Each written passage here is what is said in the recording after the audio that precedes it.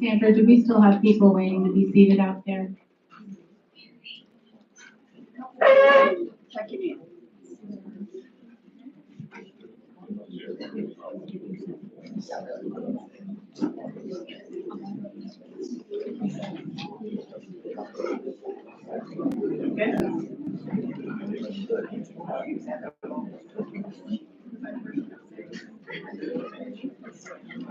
Good evening, everyone. Good evening. Good evening. I'm Sarah Goodman, the Southwest Virginia organizer for Red, Wine, and Blue, and the Political Affairs Chair for the Roanoke Valley Democratic Women.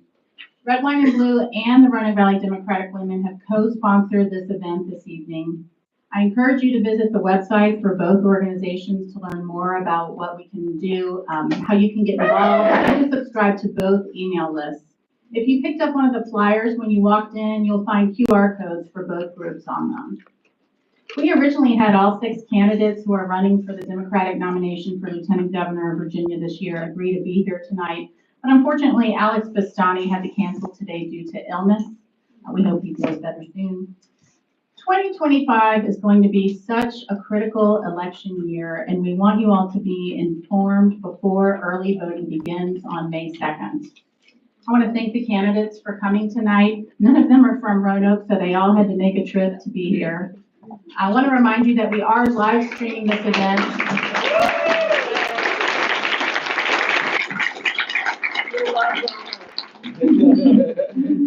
We are live streaming this event to the Red, Wine, and Blue YouTube channel, and the recording will be available to watch and share after the event. Our format tonight will begin by allowing each candidate 2 minutes to introduce themselves. This will be followed by questions asked by me that have been chosen by our committee from those submitted by our members. Each candidate will have up to 2 minutes to answer each question. We will start with the candidates in alphabetical order, answering the first question, and each subsequent question will move down the line alphabetically so that if time allows, each candidate has an opportunity to answer both first and last. Then each candidate will have up to 2 minutes for closing remarks. If they keep their remarks to 2 minutes or less, we should have some time at the end of the forum for the candidates to mingle and interact directly with those of you in attendance. I want to remind the candidates that our timekeeper, Sheila, here will hold up a yellow card when you have 30 seconds remaining. And if you make it to the red card, it is time to stop and hand your mic to the candidate next to you. Power. All right. Let's get started. We will begin with Senator Hashmi, if you'll start us with your introductory remarks. Well, good evening, everyone. I'm so delighted to be here, and thank you for taking time out on a busy weeknight to join us all. I'm Senator Ghazala Hashmi, and I have the honor of representing the 15th Senatorial District, which is parts of Chesterfield and Richmond City, and I'm in my second term now in this office. And I am also the chair of the Senate Committee on Education and Health. I decided to run for office for the first time in 2019. You know, something happened in 2016. You may recall that. It really landed like a thud. It felt on me, and I knew I had to do something. I was a college professor, a mild-mannered English teacher, teaching at Reynolds Community College for close to 20 years at that point. But I just felt like I needed to do something very, very urgently with the election of Donald Trump, the first election of Donald Trump. I knew I couldn't be quiet. I knew I couldn't stay in the classroom. I had to be much more visible, much more vocal. You see, I'm an immigrant also. I was born in India, and I'm also a Muslim. And so when Trump ran and was elected on politics of division and bigotry and the scapegoating of certain populations in our country, I really felt an urgency to speak out, not just for my community, but for so many communities that are vulnerable. So it's been the honor of my lifetime now to be in the Virginia Senate, fighting for those issues that I'm so passionate about. I've been able to focus on issues on education, healthcare, the environment, and many, many issues on housing and social justice concerns. This is a critical election year. We have got to make sure we've got the leadership here in Virginia to continue to move Virginia forward. Thank you so much. Thank you, Senator Hashmi. Now we have Dr. McKee. Good evening, everyone. My name is Babar Latif. I am the elected at-large chair of the Prince William County School Board, representing 500,000 people. I happen to be a product of public schools all the way from kindergarten through medical school. I'm a small business owner. I'm a physician doctor. I'm a practicing ophthalmologist. We'll save any cataract questions for the end. If you have any of those, I'm happy to answer any of those. I'm a parent of 4 fabulous kids and been serving as a public servant for the last decade. As a school board chairman, I'm proud to say that, in Prince William County, we gave teachers a 61% raise, the largest in the nation in the same time period anywhere in the country. We made sure students who were 4 or 5 years ago were winning about $20 million worth of scholarships across our 13 high schools. Last year won $130 million worth of scholarships. And that's real dollars in real pockets of real people. We made sure academic performance improved across all demographic groups, even though we had a pandemic. And we made sure that we took care of our employees. We have collective bargaining, project labor agreements, and prevailing wages for all the construction we're doing up there. I served 8 years on the University of Virginia's Board of Visitors. There I served 2 years as the health system board chair. We made sure we expanded Medicaid faster and farther than any other health system in the state. We paid nurses the highest salary in the state because I believe the best way to deal with affordability issues in the quickest way is to pay people more. Pay your teachers, pay your frontline workers, pay your nurses. And we did that. And we do that with our labor as well. And we were really active in making sure we took care of tuition at UVA. And so I think we need a lieutenant governor who's committed to this work. I'll continue to this kind of work to make sure we defend public education, improve access to healthcare, defend against predatory gambling and casinos, really take the priorities of our community to make sure those $1 to $2 billion surpluses Richmond is running every year, that comes back to our communities, our local governments, or it's back in our pockets if they're not going to do the right thing with them. I look forward to getting to know each of you tonight and answering any questions. Thank you, Dr. Thank you.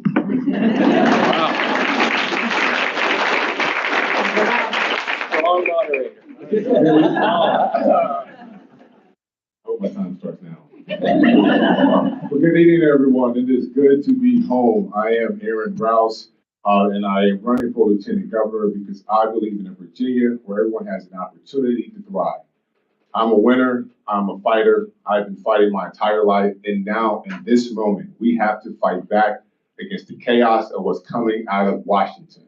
Listen, I grew up in a single-parent household, one of 4 children, with the help of my grandparents. My grandmother helped take care of us, but unfortunately, she died from breast cancer at a young age of 49.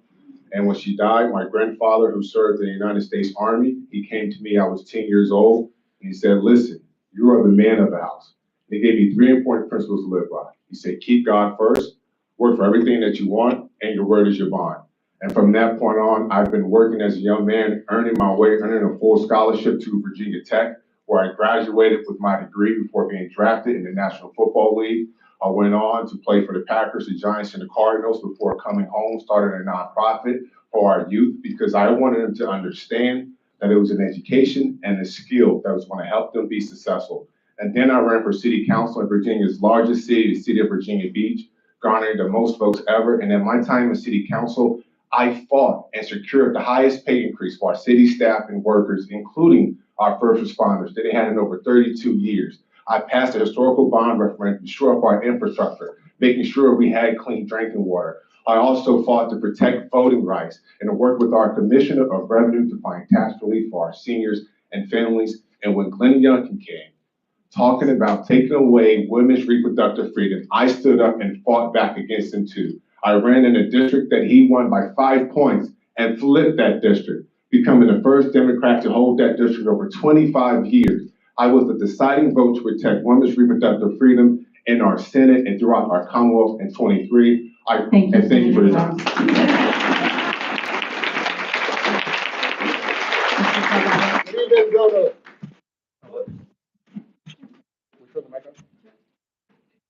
We can just pass it.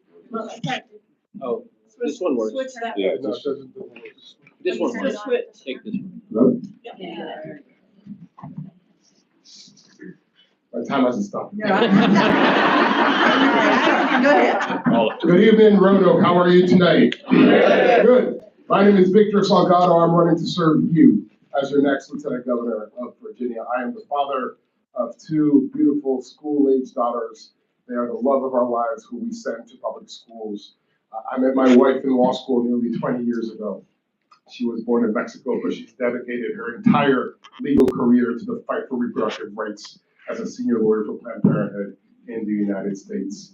For my part, I am the son of Peruvian immigrants who sacrificed, allowed me to go to law school, become an adjunct professor of law at Georgetown University, and get my dream job as a corruption prosecutor in the United States Department of Justice.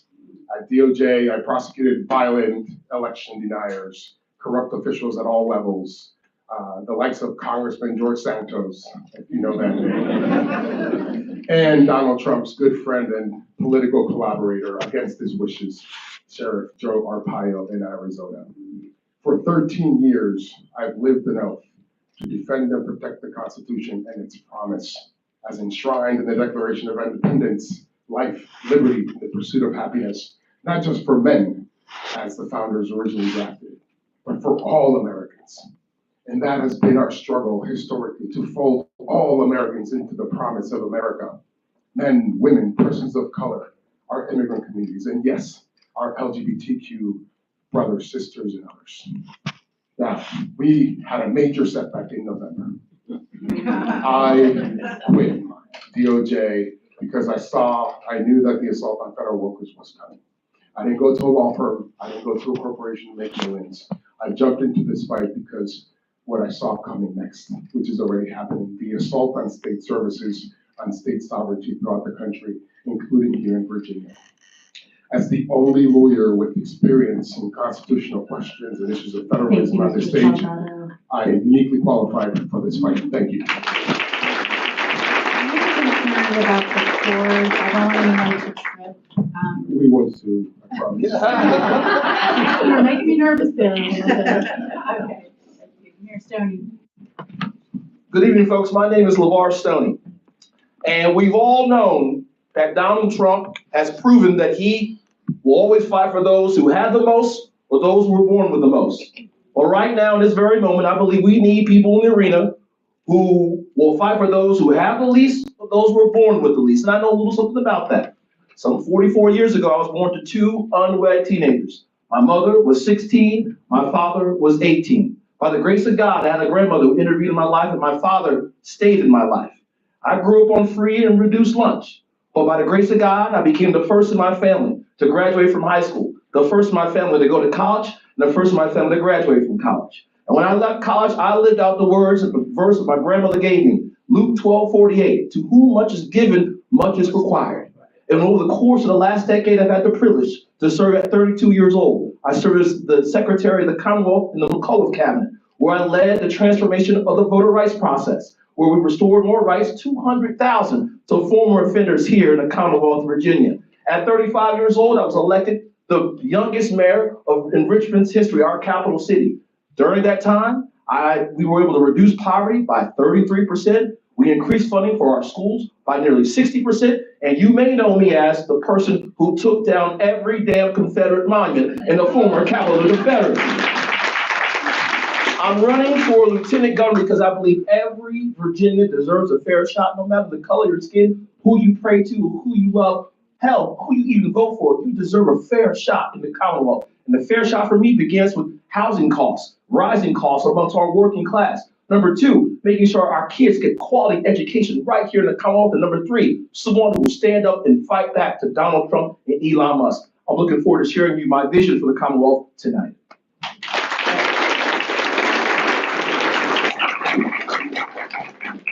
Thank you all so much for those introductory remarks. We'll move on to our questions. Again, each candidate will answer each question. And for the first question, we'll begin with Senator Hashmi and make our way down the line.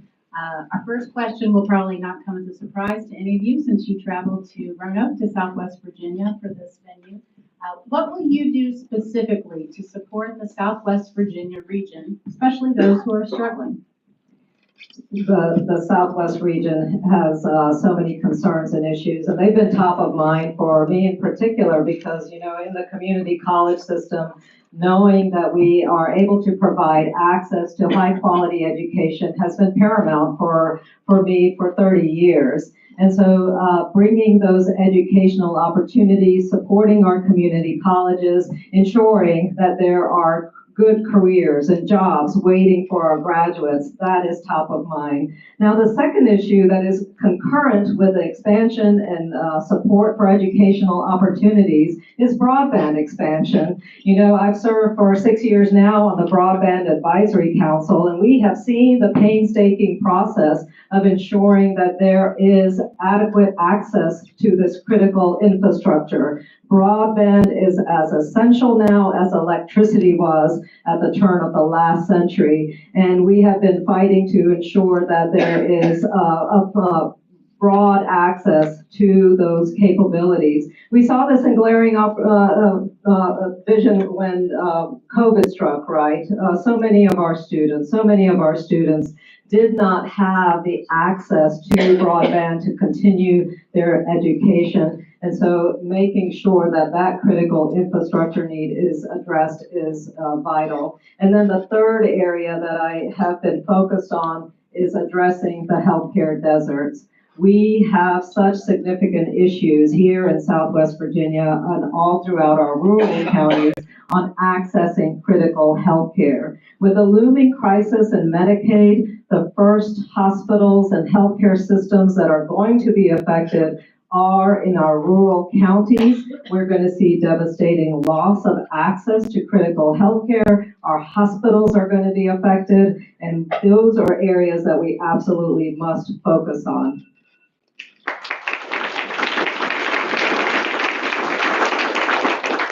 You know, folks, with the new administration, there has been an attack on everything that we care deeply about in our country.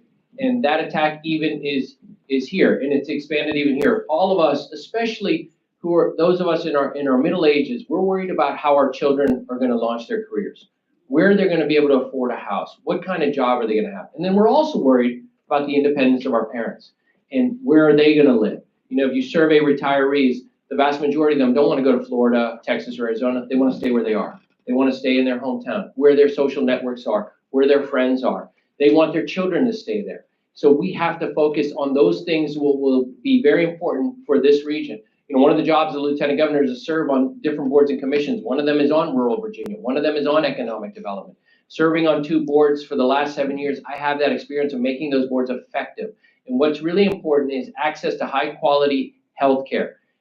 Medicaid is under threat. The smallest hospitals will close if he cuts Medicaid, actually. And Medicare is also under threat in a way it's never been in before. And so as a nation, we have to defend Social Security, Medicare, Medicaid. Those will impact these communities, our communities here in the rural areas, much more. I grew up in a town, Youngstown, Ohio. Not much different than Roanoke City. Not much different than what's the struggles are in the Southwest. And so I know that work. Second thing you need is access to high quality education opportunities for your kids and jobs. There's a reason we have a nursing shortage and a teacher shortage across the country, but that's accentuated even more here in the rural areas. It's even harder for you all to get teachers, harder for you all to get nurses, and we have to pay them more. We have to make sure your systems are supported in a way to attract those high quality kinds of folks here to work. And then last, school construction. There's a lot of needs. A lot of the infrastructure here is old, and we have to invest. When Richmond runs $1 to $2 billion surpluses, I have a hard time when they tell us we should raise our own taxes for that construction when they can do it. Thank you. Well, you know, folks, this place helped mold me into who I am. And while a lot of you know me from the football field, what you didn't see is the fact that I was raising a son, and I also had my younger brother who lived with me in college because I refused to lose him to the streets. So I know what life is like in Southwest Virginia. And one of the first things we have to do is rein in public utilities. These APCO bills are way, way out of control. We must make sure we can put a cap on that, or at least give you the option to go to an open market so you can lower your energy costs there. When we talk about affordable housing, it's a real issue. I was in the Senate where we passed minimum wage to raise the minimum wage. But affordable housing is an issue because there's not a affordable housing stock. There's not enough housing stock around here. It's not even appealing for developers who want to get into that market. We have to do something about that. But this administration, Donald Trump, is making it extremely tough with his tariffs. that he's passing. On the side of that, I passed a Save Local Pharmacy Act. That was a bipartisan bill to help make sure that you all had access to your prescriptions, to even lower prescription costs, to make sure our pharmacies can stay open in Southwest Virginia, as well as in Norfolk and urban cities, because having access to life-saving healthcare is important. And last but certainly not least, when we're talking about fighting back and ensuring that every single child in our Commonwealth has access to an adequate education, that means investing in our public education system, not just in Northern Virginia, not just in Hampton Roads, but right here in Southwest Virginia. And for too long, Southwest Virginia has been left out of that conversation. I will change that as your Lieutenant Governor because I live out here. I know what it is to be from Southwest Virginia, your values and your principles. I will stand up for your movement. Thank you.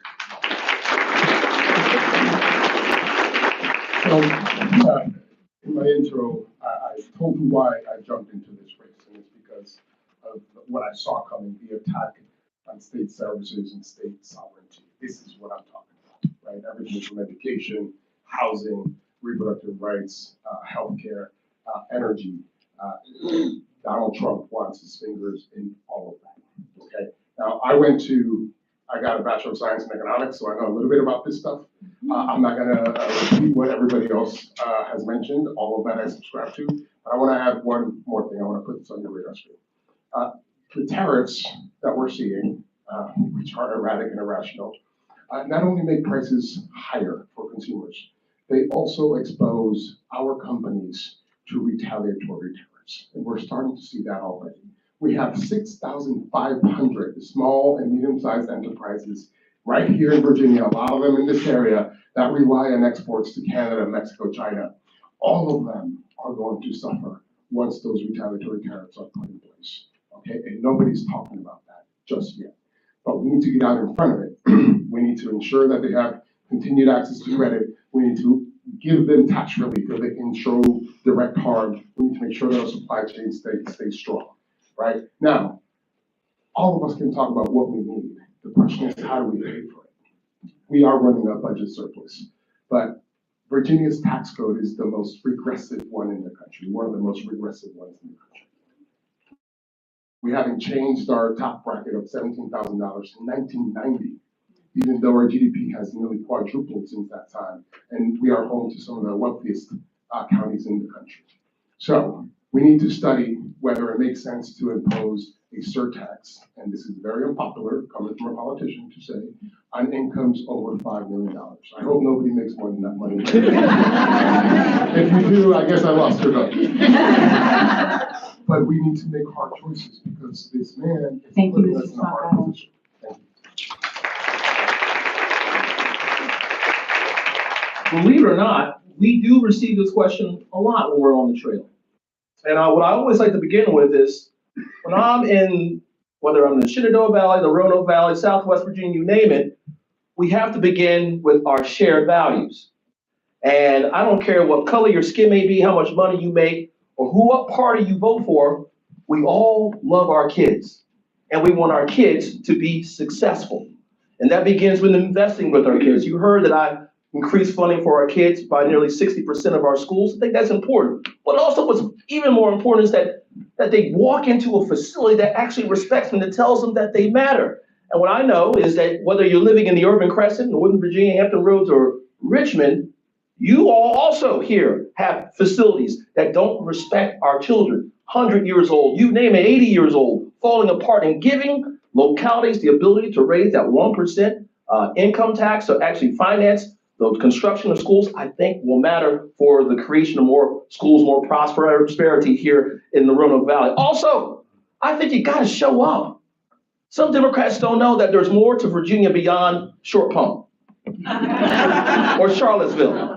I think the Lieutenant Governor, being what they say is a part-time job, I'm gonna do it full-time, needs to show up in areas like this and be the champion for prosperity, talking about job creation, how we can make the Roanoke Valley more investable, right? People want to stay here if they have good jobs and they can afford to live here. And affordability ends and begins on how much money you are paying in terms of housing costs each and every year. We have 1 million renters in the Commonwealth of Virginia. Over half of them are paying more than a third of their annual income on housing costs. And then when you add the tariffs on top of that, you're talking about thousands of dollars even more on what housing costs look like. Let's build more housing in Virginia. And let's ensure that we can stop corporate America, I mean Wall Street, from buying up every single family home and every farm in Southwest Virginia as well. Thank you. There are a few more seats in the front if there's anyone standing who would like to come sit. Make your way. Okay, we'll start with Dr. Lateef for our next question. Many of you know that I was a public school teacher for 16 years, so this next one is near and dear to my heart. With education under attack from the federal level, what are your legislative priorities to keep K-12 and higher ed funded and free from censorship? Wow, that's a great question. So, I'm currently the chair of the Prince William County School Board. We have been under attack by this Trump administration for the last 45 days, last 60 days, and it has been awful. They have attacked us with threats on our children who are immigrants, or undocumented, with ICE raids. We have spent thousands of dollars on legal fees to teach our principals and assistant principals how to deal with an ICE raid, how to deal with them. They have threatened to close my DEI office, and they said if we don't close our DEI office, they will cut our federal funds. And we told them to jump off a bridge. We're not doing it. We signed a certification today, and we said, look, you cut my DEI office, we will see you in court. Okay, and we will take him to court. We did that with Glenn Youngkin when he tried to get rid of masks, which allowed us to get our schools back in. 3 days into his administration, we sued him and won in federal court to make sure he can't tell schools what to do. Schools are the heart of the country. They have always been under local control. We need to defend them. DEI, he has come after our kids. He's come after our bathrooms. He's attacked everything we stand for in defending our kids. He's attacking free speech. He wants to make sure our kids don't speak freely. Being a part of UVA, being a part of the University of Virginia, we made sure students had free speech. They had the rights to do what they did. They were named the #1 university for free speech in the nation last year because we defended free speech. It is Jefferson's university. It is the university here in the Commonwealth. It's our flagship. It is important for all of us to defend that work. I'm the only candidate up here right now actively fighting Donald Trump on all these issues, and we are fighting back, and we're going to make sure we win. And I promise you all, if we don't do it in the courts, I'll do it in the street. If we don't do it in the street, we'll do it with civil disobedience. I promise you that. Well, first, I want to thank you as well and all the educators who are in here for all the work that you've done. I would be remiss if I did not thank my wife as well. She is a professor at Tidewater Community College, and she also serves on the Virginia Beach City Council. So you talked about someone stepping up, ensuring that we are protecting our educational system and protecting our public education system, because this administration seems to want to support charter schools at the expense of our education system. And that is wrong. On city council, we had a $2.1 billion budget, and half of that budget went to our public schools, and it was a fight every single year to make sure that those reversion funds went back to our public schools. Because you know why? Because we need to invest in public education. And with the marker that I make to our Republicans across the aisle is that an investment in our K-12 education is a direct investment in our economy. It is more appealing to those corporate 500 companies that want to call Virginia home. When you have a well-educated workforce, that is a plus, that is an asset. And as of right now, in your state Senate, I have supported investing in our public education, supported English learners, supported that 1% bipartisan bill that gave localities the option whether or not they want to raise their sales tax to support school construction. But as of right now, we have to make sure we are talking to our young folks about the option of getting a skill, of getting in the market and earning a skill. That is something that I spoke to my younger brother about here at Virginia Tech when he came home and got certified in learning a skill, and he's certified in electrical and plumbing, and now he's just been nominated for top 40 under 40. Because too many of our kids think they are not successful unless they go to college. We have to change that. And how we change that is not only supporting them, but investing in our teachers to attract them, to retain them, and make sure we're just asking them to teach. Let's take politics out the classroom, because I remember a time where it takes a village to raise our babies. So this issue is personal to me. Of course, I sent my 2 school-age daughters to public schools, specifically Spanish immersion program in Arlington County. Now, Donald Trump has made it clear he wants to take federal funds completely out of public education to favor, private religious institutions, homeschooling, whatever the case. He's attacking our university system, which is the best in the country, right? And the message is clear. He doesn't want our folks to get proper quality education. Now, we have to step up. That's one of the reasons why I'm in this race. We need to make sure that there is funds across the Commonwealth, not just in our high-performing districts, but all of them, so that kids have actual access to quality education. Now, it's hard to do that. I've talked about how I'm going to finance it, in my prior answer. But we have to clear out about what they're trying to do, and what they're doing it with are these cultural wedge issues. That's the excuse, right?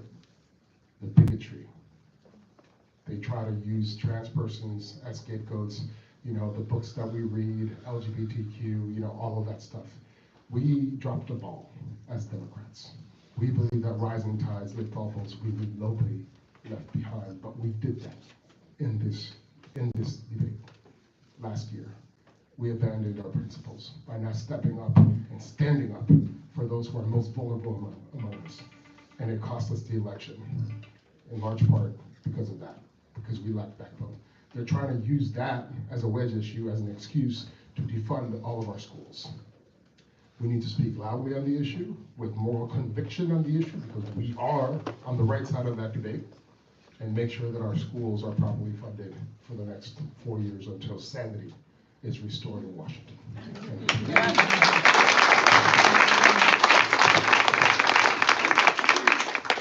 Folks, it's been tragic. It's tragic that unfortunately, our kids are experiencing some of the largest scale learning loss we've seen in American history. After, unfortunately, many of our kids had to be taught through a computer through 1 year of pandemic, and sometimes longer. And so those effects are still affecting our kids today. A report out of Harvard just recently said that Virginia ranked dead last in math recovery since the pandemic, 41st in reading recovery. Some 60+% of our kids cannot proficiently read at grade level. This time is the moment that we should be putting our shoulder to the wheel and increasing, in a robust way, investment in public education. You heard that I increased funding when I was mayor by nearly 60% in the city of Richmond. And the reason we had to do that because we were not getting our fair share from the Commonwealth. And no locality, I don't care where you are, can do it alone. You need the Commonwealth to step up. And obviously, with the dismantling of the DOE, we're not going to see those federal dollars for our kids who are dealing with the challenges of poverty, or our kids with special learning differences. This is the time the Commonwealth needs to step up. Number one, by fixing the LCI, the local composite index, that essentially rewards those, doesn't reward those areas, investing in those areas that have the highest amount of kids living in poverty. We need to change that. Number two, we got to obviously build new facilities for our kids, ensure that they get good learning environments. And number three, we got to put a focus on increasing teacher pay. As mayor, we increased that funding by nearly 60%. When I started, the average pay for a teacher was $52,000 a year. When I left, $73,000 a year. And you cannot tell me having a quality educator in that classroom changes the game for kids who grew up like me.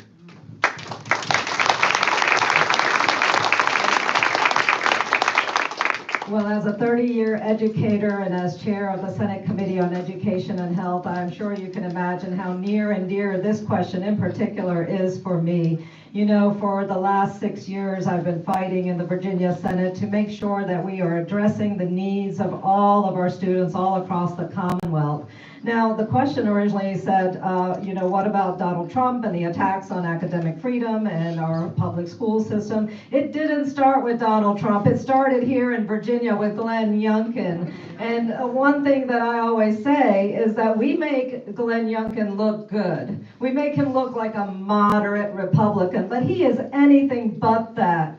As chair of the Senate Committee on Public Education for my first 4 years, we saw bill after bill after bill introduced by Glenn Youngkin attacking our teachers. Remember, there was a teacher tip line that he put in so that we could report, parents or students could report on teachers, on our dedicated professionals. We saw bills that sought to ban books in public libraries and school libraries. There were bills that demonized school librarians, said that they were grooming children, that they were pedophiles. School librarians. This is the kind of aspersion that was being cast on our educators. We also saw Glenn Youngkin, even this session, in his introduced budget, he sought to send our public education dollars into private hands.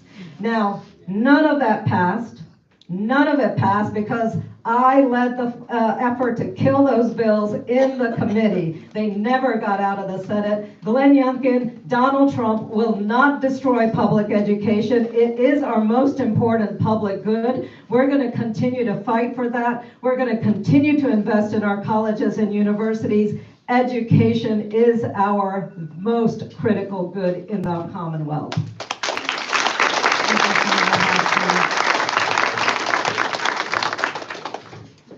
For the next question, we'll begin with Senator Rouse.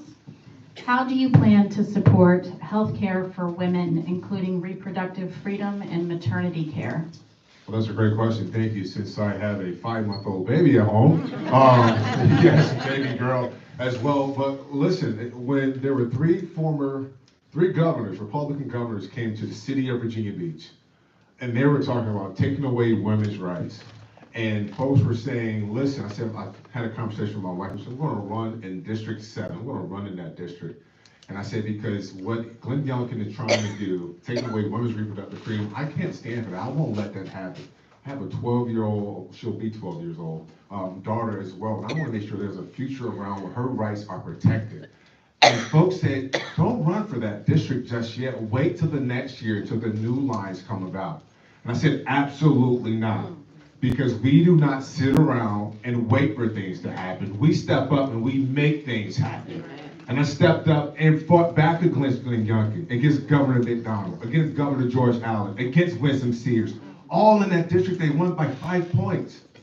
Against 5 points, I was the deciding vote to protect women's rights in our Commonwealth. And as chairman of the Senate Privileges and Elections, it has been my great honor to usher in a constitutional amendment that protects women's reproductive freedom. I want to make sure we see that through and through. And as your next lieutenant governor, I will make sure we finish the job and enshrine protecting women's reproductive freedom in Virginia, as well as the automatic restoration of rights, as well as equal same-sex marriage. Listen, we have work to do here in our Commonwealth. Now is not the time to shy away from that, because if they came for women's rights, they're coming for immigrants' rights, they're coming for American rights. This administration said they want to send people to El Salvador without due process. We have to take a stance. We have to stand up now. Now is the time, Virginia. All eyes will be on us, and we have to fight back. Will you fight with me? Let's go.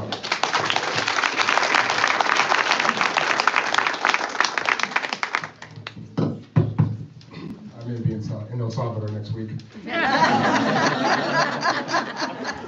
Look, this issue, of course, is again very personal to me.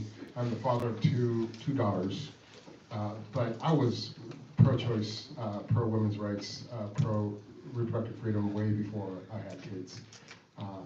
As I mentioned, I met my wife in law school, and our shared commitment for public service is what drew us to one another. She chose her path, which was reproductive freedom. Her first job at a law school was at Planned Parenthood. And she has been with Planned Parenthood for 16 years now. She's a national legal director. Now, of course, I know this issue really well, inside and out, perhaps a little too well. I can quote you Supreme Court court precedents, from Griswold v. Connecticut in 1965 all the way through Roe, Casey, et cetera, and unfortunately Dobbs in 2022. That upended all of that. Even though Supreme Court Justice nominees said that Roe, Casey was super precedent. They said, okay, so now we're in the business of upending super precedent, I guess. We are dealing with a radical activist court when it comes to women's rights. So it is time that when the federal government is doing that, it's time for us to protect our backyard, protect our communities. And how do we do that? Again, it starts with funding, but it also starts with smart legislation. We have a constitutional amendment coming, right? It's in the process. I will champion that as Lieutenant Governor.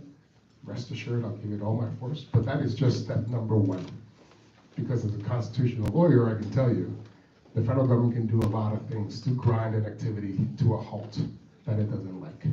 So we have to make sure that we are prepared for that, right? We can't provide abortion services or reproductive care services if we can't import medical equipment into Virginia, which is possibly banned by the interstate commerce powers of the federal government. Same thing with bills, right? Anyway, I can talk to you about this for hours. We have, fortunately, another half hour to go.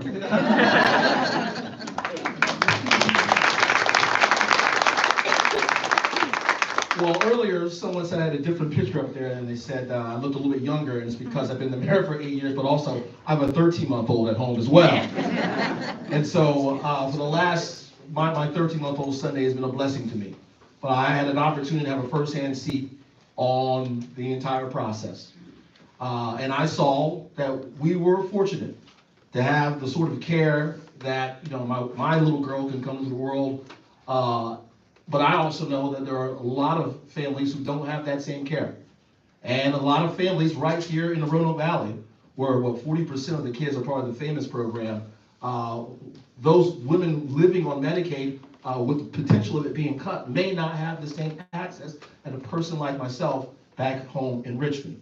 And so yes, number one, we have to obviously be loud advocates for the constitutional amendment to enshrine reproductive rights in our Constitution. That goes beyond Roe v. Wade. That also includes contraception and IVF and other matters. But also, we have to ensure that we fight Donald Trump and those in Washington, D.C. to continue to create a safety net for women who also will likely need the care. And that to me means investing in free health clinics throughout the Roanoke Valley and beyond as well, because this is the first line of care for a lot of working class, working poor families in the Commonwealth of Virginia. In addition to that, during my time as mayor, we said, you know what, we're going to give and sell a building to Planned Parenthood, and not for very much. And when we did this, the Family Foundation said they sued me. And I said, bring it on. And my belief is, as you're going to be the lieutenant governor of this state, you have to stand up to actors like the Family Foundation who want to take away rights from women in this state. And last but not least, the same powers that be are still involved in Virginia policy today. When I was a young man at James Madison, I ensured and fought against I guess I can.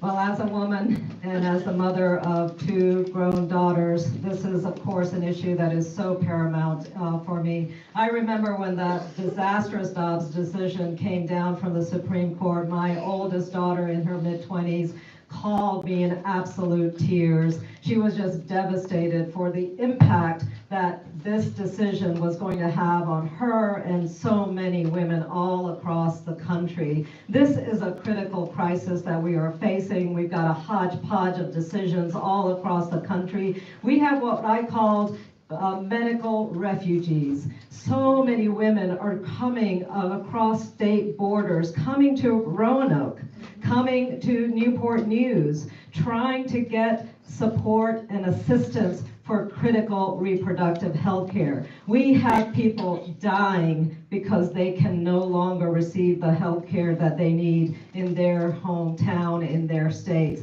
So when I won in 2019, one of the very first acts that we were able to pass because of the trifecta, that one seat majority that I brought in that city of Richmond, one of the first acts that we were able to pass was the Reproductive Health Care Act. And that is what is keeping Virginia safe now, despite what all of the other southern states have done. And so we have been able to protect safe and legal access to abortion because of what we did, but we now need to enshrine it in the Constitution. I actually helped to write that constitutional amendment, which we just passed in the Virginia General Assembly this session. For 2 years, I carried the Right to Contraception Act. Governor Youngkin has vetoed that. We keep fighting it, and I know Red, Wine, and Blue has been right there fighting with us. We're going to ensure, when I'm Lieutenant Governor, that the full spectrum of reproductive health care, contraceptive care is protected.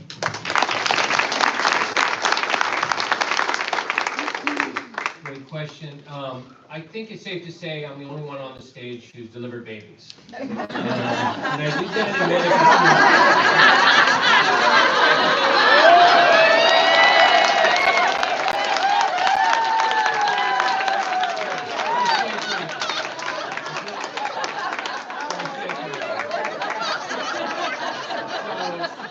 in Great, that's great.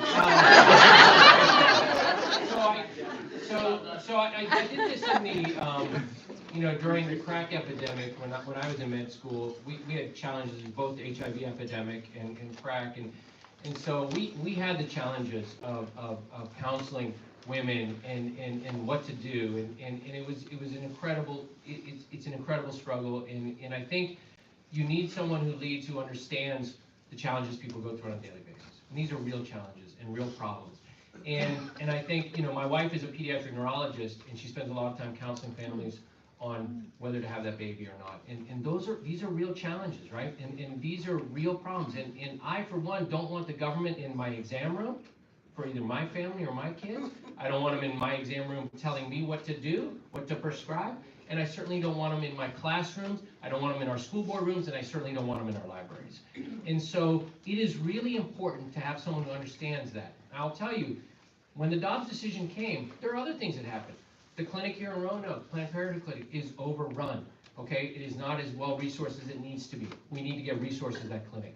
We need to make sure IVF, the biggest fertility group in Northern Virginia, called me and they said, Doc, we have to move our embryos from Texas and store them somewhere else because the threat of shutting down IVF in Texas. I mean, can you imagine? These are things that weren't on my bingo card a few years ago. And so, folks, you need someone who understands that. I think it's critical that we have to solve these problems that have actually been created by these lousy public policy decisions. Thank you.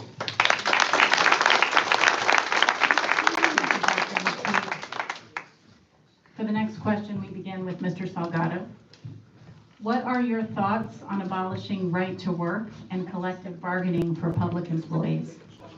So, union density, that's a great question, by the way, thank you. Union density in Virginia is about 4%. It's one of the lowest in the country, and we're not better off for it. Okay, so I do believe that it is time that we repeal the so-called right to work law because we need to increase union density.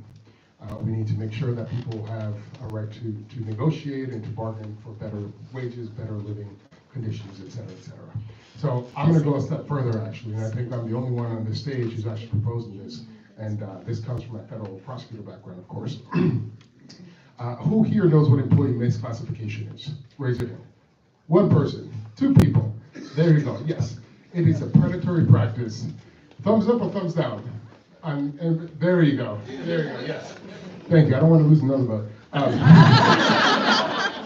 It is a predatory practice that leaves everybody worse off except the greedy bottom line of the developers. It's predatory, it leads to wage theft, it leads to tax fraud, and it's time that we address it. I want to impose criminal penalties for willful, knowing violations of our prohibition on employee misclassification. That's the only way we're going to deter these people from doing what they're doing. It drives wages down the ground. It's a race to the bottom. And again, as an economist, I can tell you it's not the Pareto optimal outcome that we all need in the Commonwealth. So, right to repeal, I'm going to repeal right to work. I'm going to fight for criminal penalties for employee misclassification, willful and knowing violations, of course. And we need to enforce our prevailing wages, right? We need to set standards high throughout the Commonwealth so that everybody has a living wage and that every kid has a shot at the American dream. We can't leave anybody behind, and it's an all-encompassing effort, right? Reproductive rights, education, housing, et cetera, et cetera. I'm tracking all of it. Thank you much.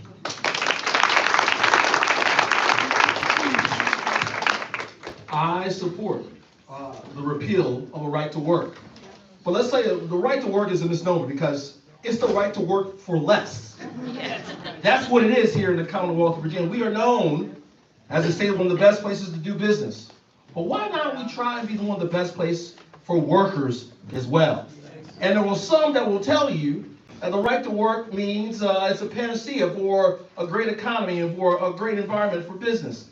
But also I remind you that there are these other states out there that also utilize the right to work, Louisiana, Alabama, Mississippi, and I wouldn't say that they are the best places for business. You know what makes you a best place for business? Is number one, your workers are taken care of in terms of their salary, their wages, and also their benefits. But also number two, that you invest in public education as well. So you have a quality workforce that actually can go into these jobs as well. And also I will say this, at my time as mayor, I was one of the first local elected officials, the first local elected official to come out in support of collective bargaining at the local level. And Richmond became the southernmost locality in the state to welcome collective bargaining for our firefighters, to our police officers, to those who work to make Richmond one of the best places to live in the Commonwealth of Virginia. And let me tell you why that matters. Because normally the public sector has been the pathway for the working class, particularly black and brown communities, to gain access to the middle class. And I don't want someone just to touch the middle class. I want them to stay in the middle class. But unfortunately, we are seeing the middle class evaporate right before our eyes. And you can track that with tracking less union and labor involvement over the many, many years. It is time that the Commonwealth of Virginia step up for its workers, that we become not just the best place for business, but the best place for workers as well.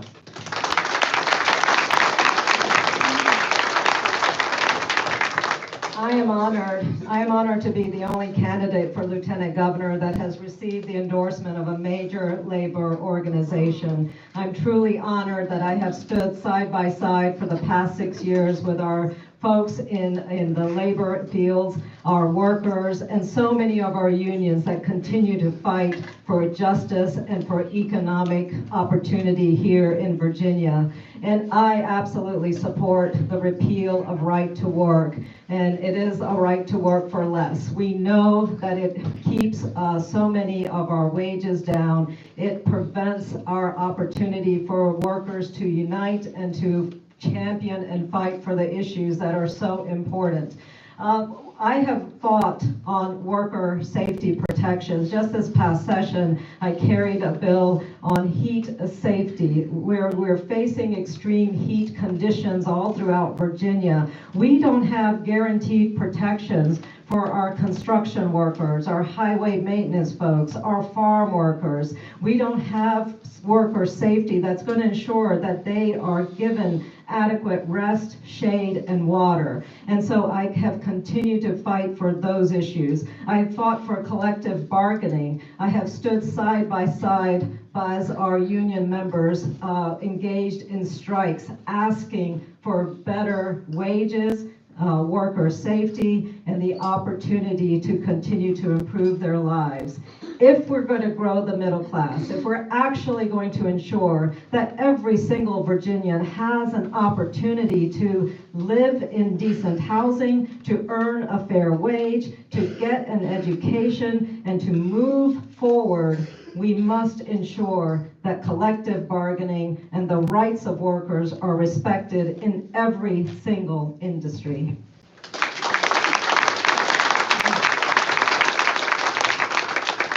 Simply put, yes, I will vote to repeal the right to work. It is, my record on this has been really a commitment to the workers and the hardworking families in Virginia. At UVA, we made the minimum wage for all workers at UVA $15 an hour in 2016. It's no longer $15 an hour. It needs to be higher than that, folks. And if anyone's talking about $15 an hour anymore, it's really not possible to even do anything on that these days. We made sure we got rid of wage theft in construction projects at UVA. On the school board, we have a $2.5 billion budget, one of the largest budgets in the state. We did collective bargaining, the first large school district to do that in the state. As I told you, we've given teachers a 61% raise. A teacher in 2017 in Prince William County who was making $60,000 a year, next year will make $97,000 a year. That is real dollars in real pockets for real people. When the majority of the teachers in my school division are women, we make sure that they have baby bonding. We also help with other things. We make sure that they have maternity leave. We make sure that their healthcare costs for 4 years out of the last 7 years, we did not increase their premium one time. So it's not just about salary, it's about all the benefits, especially for those. And that's the kind of work we did. We did prevailing wages. We're the first school division in the state to make sure, and we do a lot of building. We built 25 schools in the last 15 years in Prince William. It's a fast growing place. Now, all construction contracts have to be given out. You must pay your laborers prevailing wage. That's a big deal. We voted last week we're the first school division in the state on our new high school that we're going to construct to have a project labor agreement. Another method of collective bargaining to make sure we're paying our workers. We're including internships with our career tech ed program. We have one of the largest career tech ed programs in the state for plumbing, electrical work, heating and air conditioning. Those students are now going to work on those project labor agreements with those companies who are going to get those contracts. That's part of the work. You have to have someone who's going to lead this state, who has done this work, who's solved these problems, who's come up with solutions for all these issues. Thank you. Thank you. Absolutely, I will fight to repeal the right to work.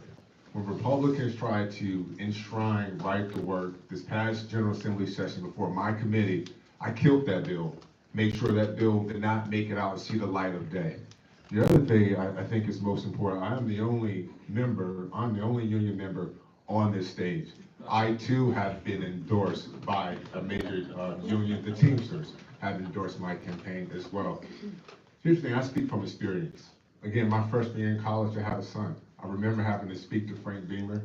I said, listen, coach, I have to go home my freshman year in college in the spring. I'm gonna go home and get a job.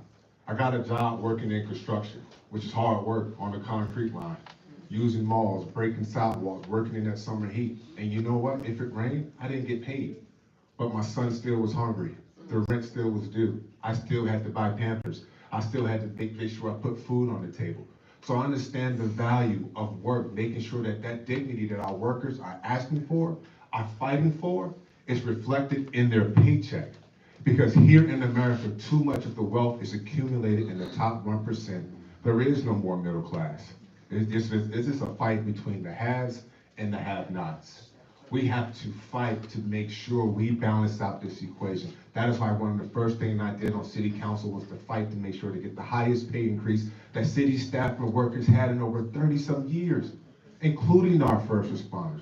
That's why in the Virginia Senate, I fight for and fought for prevailing wages. I fought to make sure localities have the opportunity to collective bargain. My wife and I, we stand shoulder to shoulder, hand in hand on the front line, supporting our unions throughout our Commonwealth. And we're able to do this because we are servant leaders and we speak from experience. And so this is not just politics. This is a way of life. Too many Virginians are just surviving and not enough are living. We have to do better.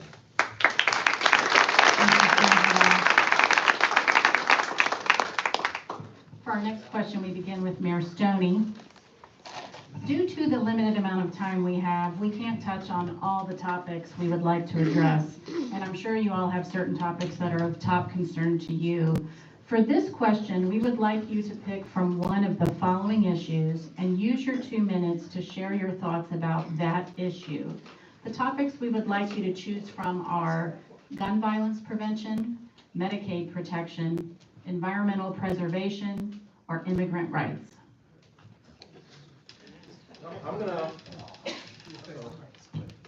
We're back. I'm gonna choose gun violence prevention. I've been the mayor of the capital city for 8 years.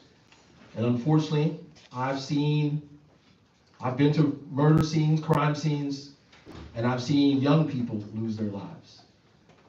In Richmond, on my last year in office, we achieved something that I thought was emblematic of the work that we've been putting in for many, many years. We threw the kitchen sink at gun violence. And obviously, one life lost is one life too many. And so what I said, yes, we're going to be tough on crime, but we have to be tough on the root causes of crime. And when I mean by the root causes of crime, we're going to be tough on ensuring that our kids who are growing up with the challenges of poverty, that they have activities that will allow them to steer to better behaviors and steer away from crime and negative outcomes. But obviously, we've seen in the past that some kids, unfortunately, do lose their lives.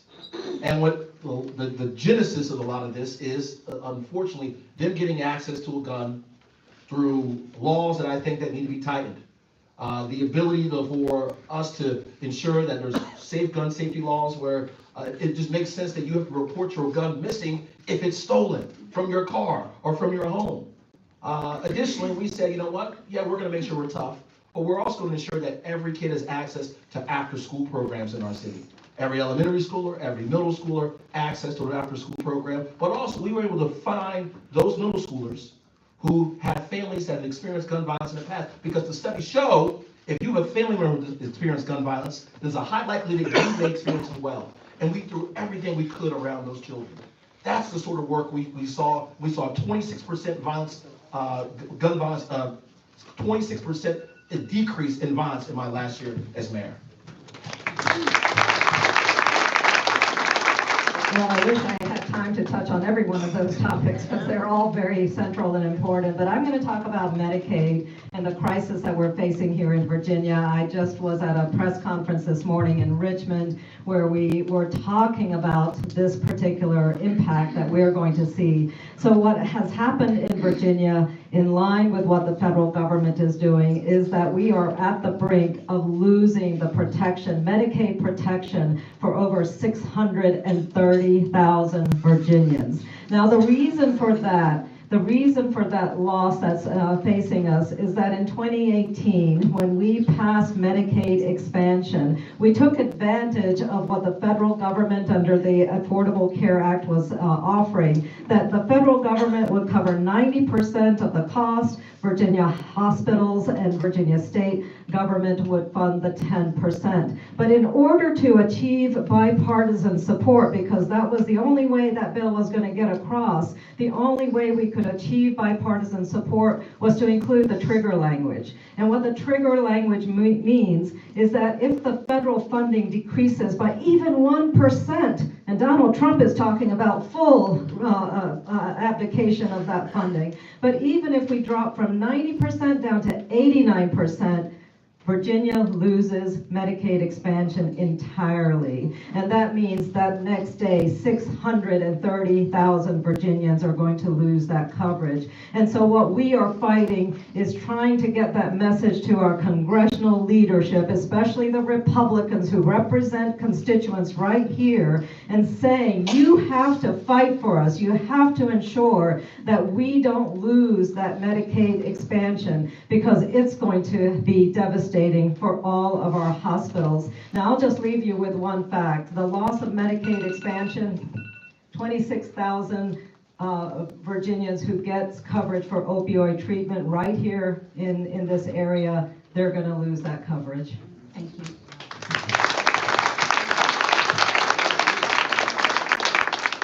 So, Medicaid expansion, critical issue. Besides California, Virginia was the second state to expand it fastest and farther than anyone else in the country. And we have come to depend on it. Many of the children in the state are on Medicaid. This is a critical safety net that we must continue to support. We are losing jobs. So Donald Trump is making sure people who lose jobs, they're fired, they're losing them for performance-based reasons. If you lose it for a performance-based reason, you don't qualify for unemployment insurance in the state. You also, if they cut Medicaid, you're not going to get health insurance. He's also cut to K-12 schools, community colleges, and higher ed workforce training programs and career switching programs. He's cut the federal funds and the grants that are coming to that. So not only are you gonna lose your job, stick your knife, knife in the back, he's gonna twist it and twist it and twist it, make sure you suffer for the next 6 to 12 months. Folks, during the pandemic, we expanded unemployment. We expanded the time folks could get to take that. Medicaid, if we lose Medicaid, these are real people who are gonna lose their health care. As one of the only ophthalmologists in Prince William County who accepts all the Medicaids, I know how critical it is. And it's not just, poor people. Does anyone in here know what a Medicaid patient looks like? My mother. That's right. Looks like me, looks like you, looks like each of us, right? It could be someone who lost a job last week, lost a job a month ago, 6 months ago. These are the folks in the safety net we have to take care of. That means the state has to step up and fund these things. Like I said, we're running $1 to $2 billion surpluses in the state each year. It is critical that we go ahead and protect our state and protect our people. These safety nets are things that we have come to rely on, and they are absolutely critical for our communities. And having someone like me who's worked within the healthcare system as chair of the Health System Board to expand Medicaid, making sure folks had it and accessible to it is critical. Making sure you have access to it on a daily basis is critical. Make sure our children have access to it. In our schools, we rely on it for our mental health services. In the schools, we use it. It is so critical. We must defend that. So I think that's the most important issue of the day right now. Thank you.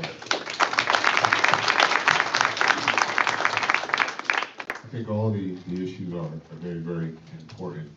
But one of the things that hits home for me, especially being back here in my second home, is not too long ago, we all remember that tragic day in Virginia Tech, April 16, 2007.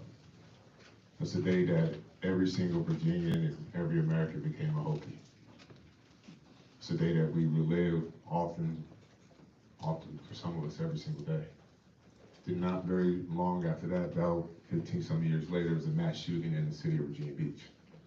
And I remember that night on campus, I was on night on campus the day before that shooting, and I remember seeing and landing in New York and being scared and being not knowing what just happened at my school, at my home. And then when that mass shooting happened in the city of Virginia Beach, I remember being angry. I remember standing up tall and saying, how can this happen again? Being defiant. Because I no longer wanted to be scared. I didn't want our community to be scared because of rampant gun violence. I wanted to do something about it. I think this is the most pressing issue among all the others, but we are losing lives at a number that is far too greater than I like to account for.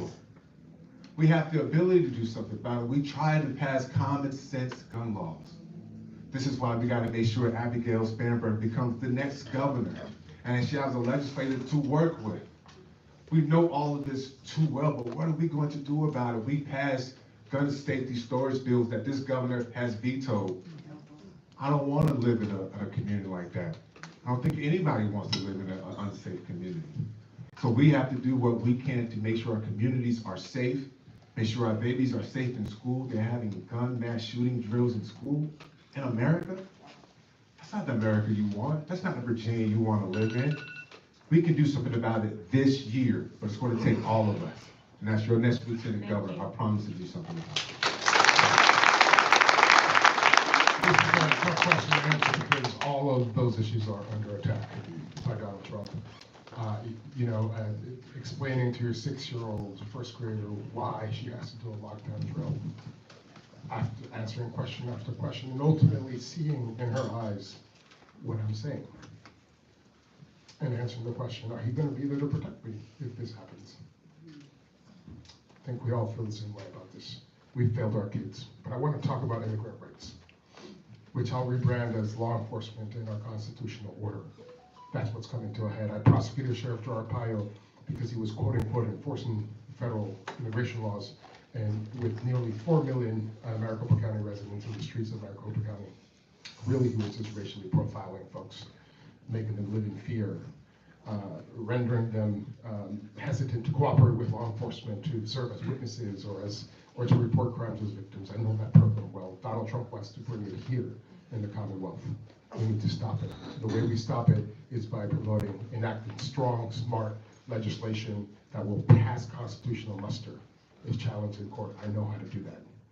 But secondly, the craziness that we're seeing through El Salvador, where Donald Trump and his jailboarding, Nayib Bukele, is holding hostage kidnapped individuals without due process. Our courts are holding strong. But I worry, folks, when the courts hold Trump officials in contempt because they refuse to comply with court orders, Trump could pardon them. The Supreme Court has said in 2023 that Trump has absolute immunity when it comes to the pardon power. That was a mistake. We need to brace ourselves for what's coming. I've played it out in my head, and when I talk about making or getting into good trouble, it's weird for a federal prosecutor to say this, but I'll be the first one in handcuffs because our country is worth it. Thank you so much.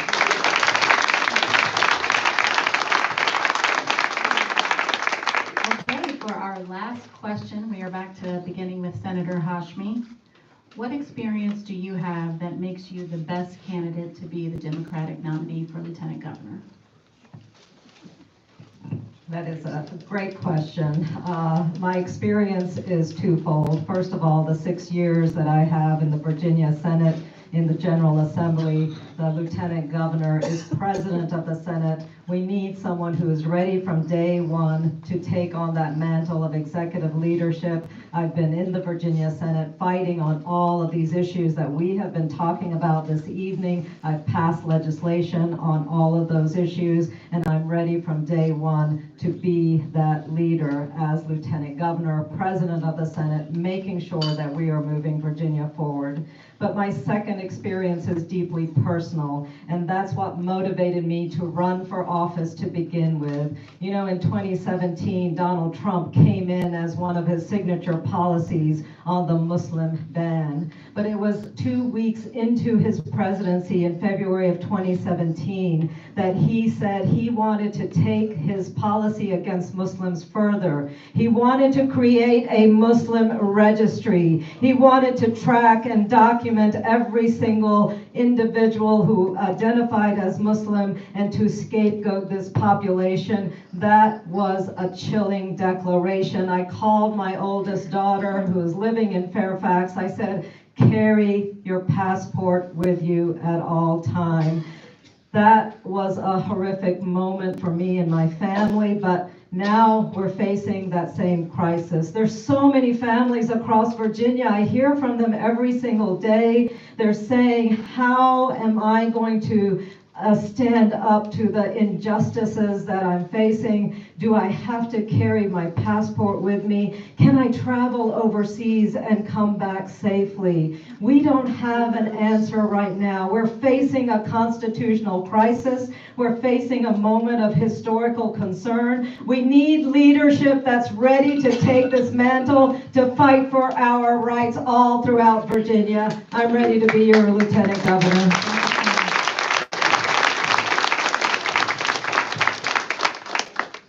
Thank you, folks. Great question. You know, serving for the last 7 years, public service, serving on the school board in maybe the greatest sort of time of cultural wars has prepared me to deal with all of the challenges we face. We have dealt with all of the major issues at the school level, at the collegiate level, and being a physician at the healthcare level. On a daily basis, I see 40 to 50 patients. I hear their concerns, I listen to their challenges, and I try to solve their problems for them, whether it's as a physician, whether it's as a parent who also is in the school system, or whether it's chairman of the school board, or whether it's chairman of the health system board. I have spent my time trying to solve those problems, and we've done it successfully. We've done it so successfully that I've been elected 3 times in Prince William County, a county that has gone from red to blue over the last decade. A county where I've won this 70,000 votes because I run at large, the most votes of any of the candidates up here. In a district twice the size of Richmond, 3 times the size of a Senate district. It is a really important race to have someone who can provide support to Abigail Spanberger to make sure Democrats win next year. It is absolutely critical. And having a candidate who has won in that environment 3 times because of the success you've been able to do, I think is an important, really important factor. Let me leave you with a story. When I see patients every day, I saw a patient 4 years ago. She lost her vision in a rare stroke, both eyes.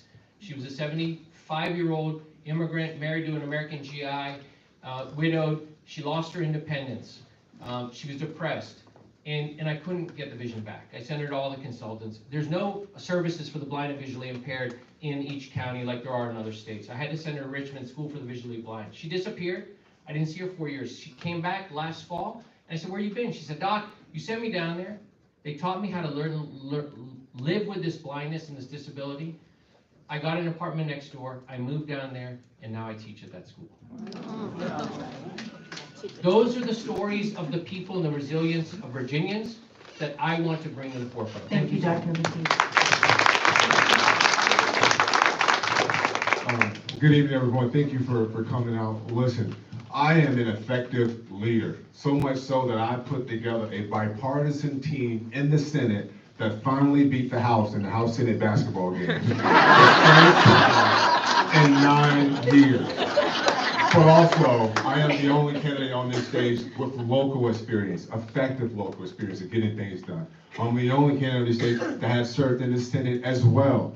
And that is why leaders across our Commonwealth have supported my campaign. Mayors in Blacksburg, mayor in Bradford, the mayor of Abington, the former mayor Lee as well, the mayor in Harrisonburg and Charlottesville all got behind my campaign because they understand that when Senator Rouse puts his mind to it and says he's going to do something, he gets it done.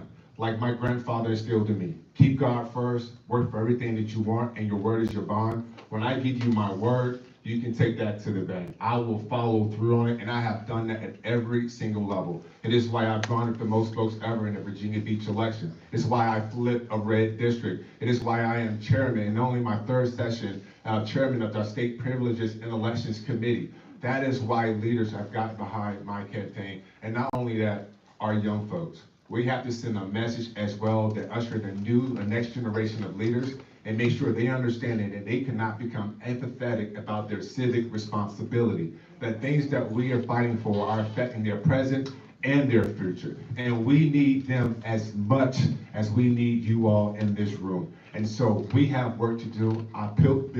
I put together a winning team. I won the first ACT championship right here in Blacksburg, Virginia Tech Hokie. So I know about winning. I know about working across the aisle. I've passed very, very tough bipartisan bills to get that done. As your next lieutenant governor, I would do the same thing. You need someone that's going to make sure Abigail Spanberger knows her way in and out of the Senate. I have those relationships. It's been endorsed by the chairwoman of finance, of our caucus, as well as the former majority leader, Dick Saslaw. So thank you. Well, folks, this is a crowded field. I think all of us, if anything, the last hour proves that there is some difference, but not really core disagreements between us on what we need to do, right, to fight Donald Trump, and why we need to fight him, right? That's the why, because we're Democrats. We stand for reason. We stand for freedom, opportunity, et cetera, for democracy. What sets me apart, modestly, is the how. If Kamala Harris had won the election last November, I wouldn't be standing here. Because the value proposition of my campaign would be zero. But we don't live in that world. We live in a world that's upside down, in a world where our rights are being threatened, in a world where the constitutional order in America as we know it is being threatened. I have prepared my entire career for a fight like this one. I lived the first Trump administration. I saw it up close and personal from inside the DOJ. I know what these people are capable of doing. I know what they're planning to send our way. They're already doing it, and I have a plan to fight it. We need to start with legislation that passes constitutional muster and that pushes back on federal overreach that Donald Trump is sending our way. As president of the Senate, I will be in a position to promote that legislation. There will be a time to fight in courts. I can advise Abigail Spanberger when and how to sue Donald Trump to vindicate our rights. And I can work with the AG for that same purpose. Hopefully it'll be either Jay Jones or Shannon Taylor. But if it's not, ponder that for a moment. What will Abigail need as a shadow AG? Somebody who will help her vindicate the rights of Virginians in the era of Trump. Folks, I've been preparing my entire career for this fight. I'm not working at a law firm, I'm not working at a corporation because duty calls for me to be in this race, to speak to you, to tell you why you should vote for somebody like me. And with me, you get a candidate of integrity, somebody who you know will do the right thing all the time for the right reasons. That's my commitment to you. Thank you.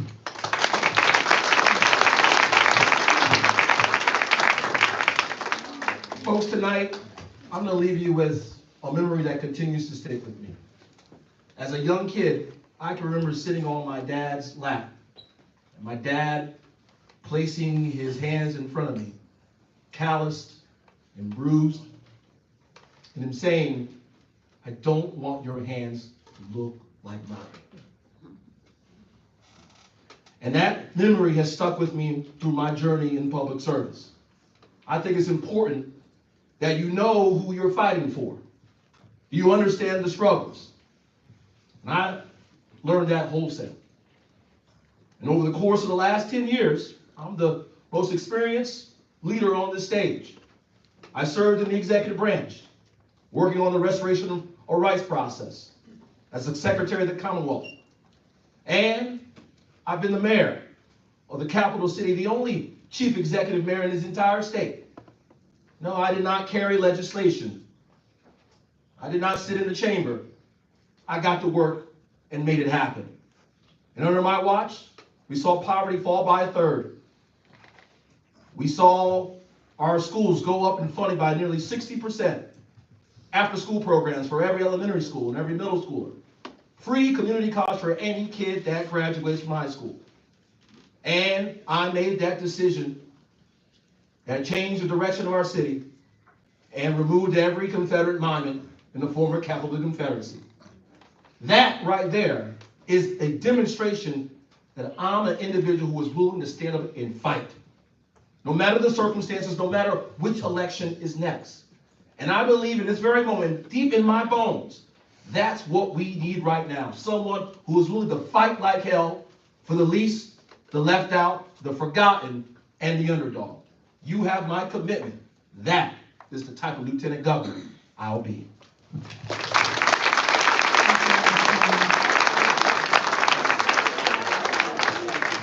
Okay, we wanted the candidates to have a chance to make closing remarks. We know there are things you'd like to emphasize that we didn't cover.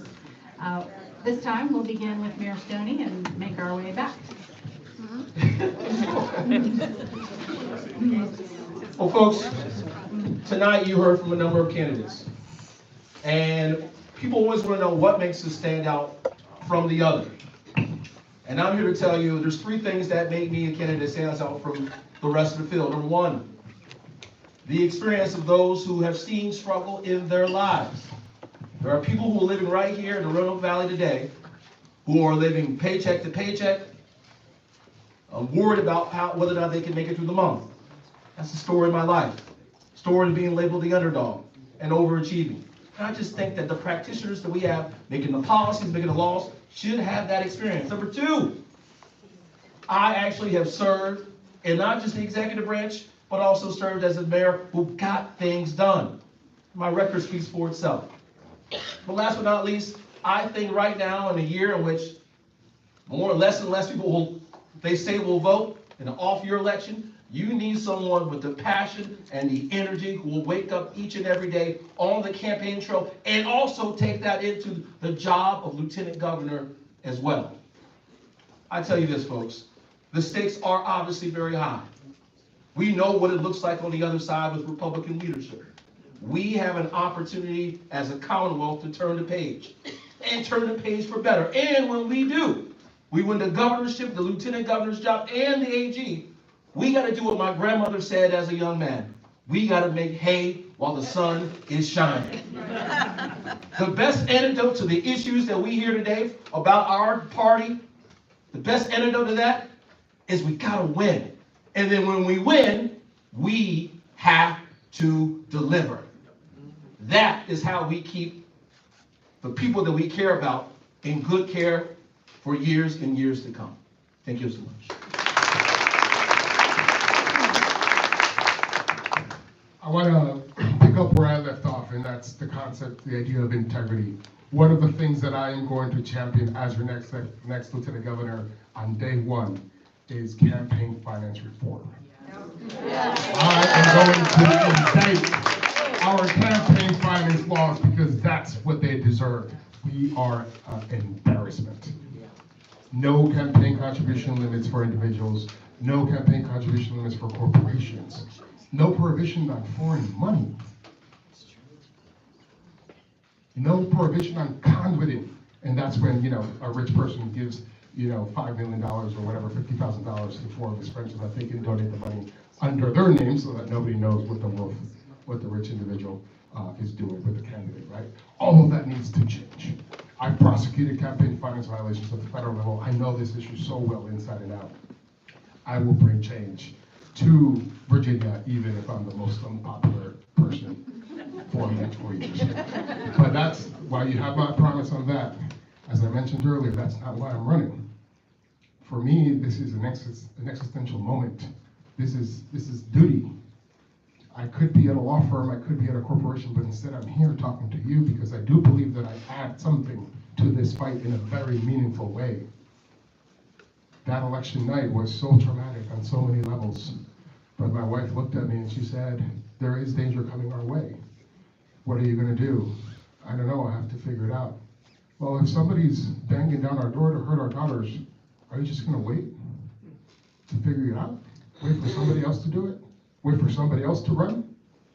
Do you believe that you have the chops, the experience, the expertise that nobody else does in this moment? The answer to that is yes. Otherwise, I wouldn't be standing in front of you. So put me in this game. Let me get the jersey on. You won't regret it. Thank you.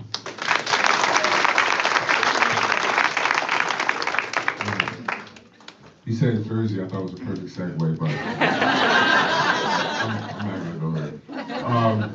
Listen, folks, I want to thank you all for your time tonight as well, and it's something that is very, very important to me that we put character back into the algorithm of electing folks to office. Character matters. And when I stand before you today, I'm standing before you as a servant leader. It's the reason why my wife serves in the city of Virginia Beach on city council.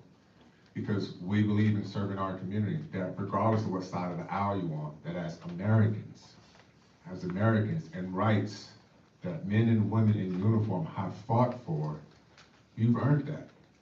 And as your next lieutenant governor, I don't want to see those rights taken away.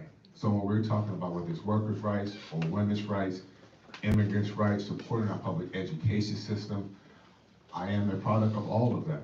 I'm a product of a village of so many people who instill values into who I am. I am Virginia. I was born in Norfolk. And I know my way through this political process. I didn't just jump off the football field. I spent 3 years in Richmond learning state politics before I ran for public office in city council. That is why I was so effective. Because I understood that decisions that we're making are too important to be learning on the fly. I know my way throughout the Senate. It's the reason why I was able to champion and get support of some of the most toughest, heaviest bills. This last bill, the lower health care costs, was a bipartisan bill that passed out the Senate unanimously. Because I can talk to Republicans and tell them exactly where I stand and stand on my truth and stand up for what is right. I will stand up for what is right and throughout our Commonwealth. And I ask you to stand with me as your next Lieutenant Governor. I will make sure Abigail Spanberger becomes a successful governor because I am an effective leader who has the respect of my colleagues across the aisle. I am an effective leader in my community because I am still welcome. I still can walk throughout my community without security, by myself, because I am consistently in front of my community. So I ask for your support today to be your next Lieutenant Governor.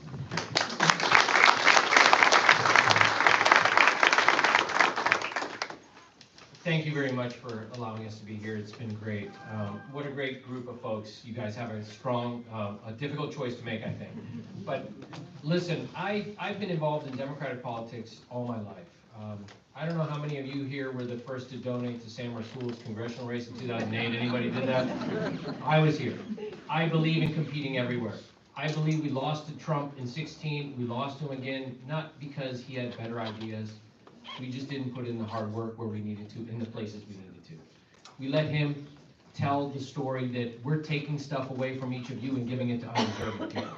That's the story, and he's won with that story. We haven't told the real story of the work we have done as great Democrats over the years of building the middle class, expanding the middle class, taking care of the most vulnerable. We haven't told that story successfully. And that's the work that has to be done. I ran my first election against a guy by the name of Corey Stewart. Anybody remember him? I got shellacked in a red county in Prince William in 2011. But I didn't go home. I stayed involved. I went to the Friday Fish Fries. I joined you all, the events for the Saturday morning meetings.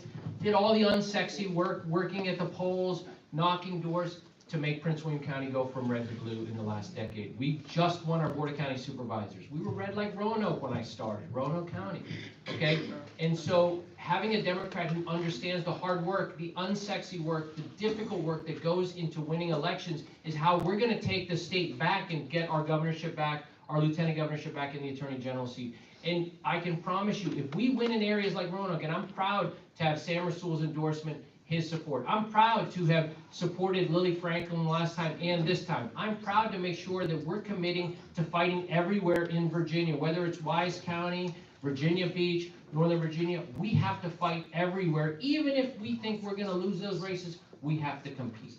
We can't win if we don't compete. And I have done that in Prince William, and I'll continue to do that across the state. And that's the kind of candidate you need who's gonna be on this ballot to help Abigail Spanberg become our next governor. Thank you. Well, thank you so much for being here tonight and to listening to each of us. Now, when we first got started, I said I was a mild-mannered English teacher, right? I spent 30 years in the college classroom, and when I first decided to run, people said, Gonzala, you're just way too mild-mannered, you're soft-spoken, you've never run for politics, you've never run for office, you're an immigrant, you're a Muslim, you're never gonna win a red Republican seat that is in the heart of the former Confederacy. You're never going to be that successful candidate. Well, guess what? Not only did I win, I flipped that seat by 10 points. So when they tell you that English teachers are mild-mannered, you remind them that we're the ones that are teaching the books that other people are trying to ban. There ain't nothing mild-mannered about English teachers, and I am ready to take the fight. You have to have strength to take on the challenges that I have done, to face the issues of discrimination, to face the challenges of people undermining you every step of the way, and to counteract that with the work and the hard determination to make sure you're passing the critical legislation that's going to affect everybody that is so important here in Virginia. I have been fighting those battles, and I have been working with those communities. I've been listening to those constituents and making sure that we bring a response in every way possible. So I want to remind you, ladies and gentlemen, strength is not measured by the decibel of your voice. It's measured by the steel in your spine. I've got that steel in my spine. I'm ready to be your next lieutenant governor. I'm ready to fight so that we succeed in November and ensure that Democrats send a message to the rest of the country that Virginia is moving forward. Thank you.